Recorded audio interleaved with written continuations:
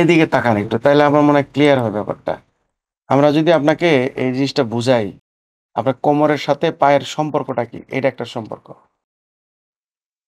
তার মানে এখানে যখন কোমরে ব্যথা থাকে, যেমন আপনি কিন্তু বলছেন ব্যথা এই যে কাপ মাসেলও আসে আপনার না কাফে আসে না আমার হাঁটু পর্যন্ত, খাই পর্যন্ত এটুকের হ্যাঁ মতো। জি।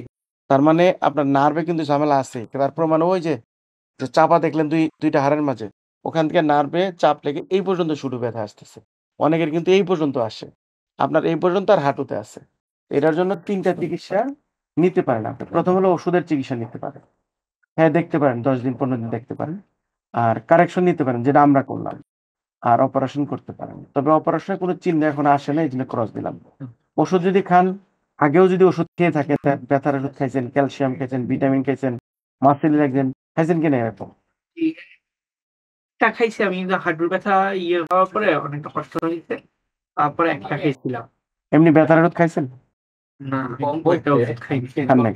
এখন আপনার ইচ্ছা কোনটা যেতে পারেন। যদি কোনো ওষুধ খাবেন আমরা তাহলে ওষুধের দিকে ধাবিত হতে পারি। আর কারেকশন যদি করেন, আমি আসলে ১৯ তারিখে দেশের বাইরে চলে যাবো বলছিলাম, হয়তো মনে আছে কিনা জানি না।